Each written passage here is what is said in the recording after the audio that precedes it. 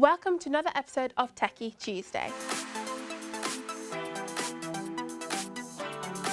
Now, the OnePlus 5 phone looks to be one of those phones to beat this year, beating out the Samsung 8 and the iPhone 2. It has been revealed days before its release date. The anticipated smartphone has been teased by the company, which revealed its dual camera setup design. The Chinese smartphone has published a number of photos taken with the device to promote the power of the new camera. June 20th is the worldwide release date of the new phone. Apparently, it will boast a 4000 mAh battery, while the S8 has a 3000 mAh battery, and the S8 Plus has a 3500 mAh battery. It's rumored to have a 5.5-inch multi-touch display with a 2560 and a 1440 resolution. Its charging and syncing is expected to be handled via USB Type-C. Find Pokemon where you are right now. Wandering aimlessly and hunting for Pokemon can be frustrating, with the Pokédex quickly filling up with Rattatas and Pidgeys when what you really want is a Lapras and then the elusive Pikachu. The game developers Niantic has been working on updates for the game to make it easier for players to track down specific Pokemon. The nearby feature was initially tested in San Francisco and has now been rolled out to the US, Canada and Australia, which shows Pokemon which has been spotted by nearby Pokestops. Pokemon Go Map combines the mapping capabilities of other sites with a social element. You can connect your social accounts to the map, or you can chat to other Pokemon players using the built-in chat function. The map defaults to show the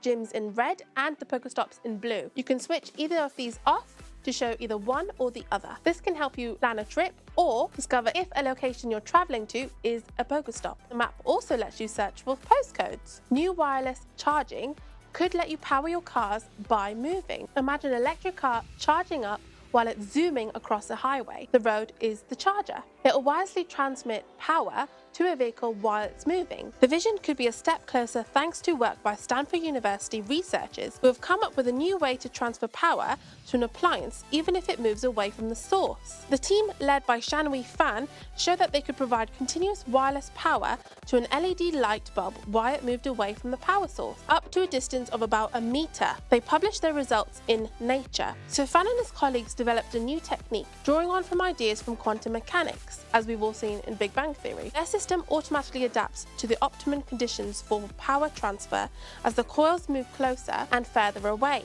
To do this, they use what is called a parity time symmetric circuit, where the first coil would usually be driven by a source of radio waves. They get rid of that and instead put an amplifier directly into the coil, so essentially creating the waves it needs itself. Now let's head over to Manny, who's going to tell us about this week's gaming update.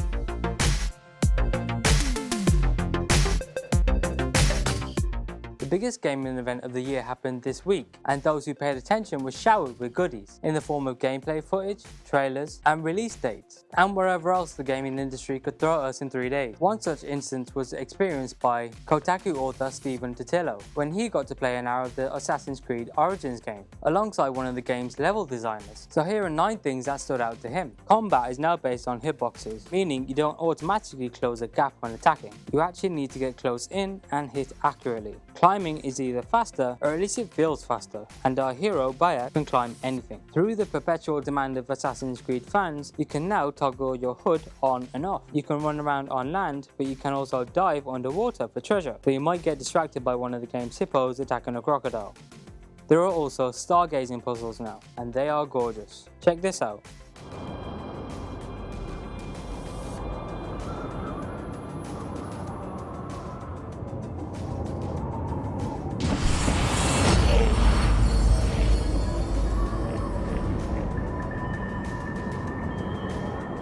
The game is a complex simulation with tons of characters running through routines day and night. At any moment you can fast forward time, which lets you take advantage of how that moves characters through their routines. You can now use your eagle to fly up and survey the scene, and anything the eagle sees is tagged. This includes enemies you can then sneak up on. Apparently the eagle can be upgraded to do a finishing attack. Your eagle can also fly far away from you without desyncing. It can't fly all the way to the ground, but it can get pretty high. The eagles mark a lot of icons of interest in the game, including supplies being carried by enemy soldiers on the game's road. Does this mean that there's no more towers? Aww.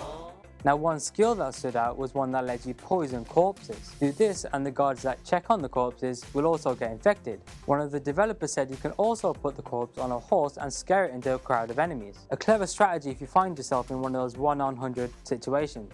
In other news, the internet, or at least a part of the internet that wasn't permanently glued to E3, was somewhat bamboozled last week when a mysterious new teaser video appeared online for something called the Atari box. The few people that did see the video dismissed it as a hoax, but Atari has now confirmed that it does indeed have a new console in the works. Atari CEO Fred Chesney told VentureBeat that they're back in the hardware business, revealing that the new machine will be based on PC technology and that its design is still being finalized. That's a lot as far as details go now though. Atari, or rather the entity that bought Atari, has of course been pretty active in recent times. It's been licensing its various franchises, revitalizing its Sword Quest comic series, threatening Jeff Minter with legal action, and being sued by Planet Coaster developer Frontier. Still, a brand new Atari console is quite the unexpected turn, and it's not entirely clear what form it will take. However, given the sleek wooden look of the machine teased in the video and the success of the NES Classic Mini last year, odds are on it being a similarly styled retro console. And if that's the case, it won't be long till you can fully relive the age where video game adverts look like this. Attention shoppers, the new Atari cartridge game is in. Excuse me. Uh-oh, George again. Ooh, Atari's ASCII battle. It comes with 27 games, but that's just for starters. You can get 9 cartridges, 187 games. Blackjack. Oh! I'd like an Atari. Sorry, only our demonstrators left. Mine! No, George. Mine. The new video computer system by Atari. More games, more fun. Well, that's it for this week's Techie Tuesdays. Goodbye from me and Gurleen, and we'll see you next week.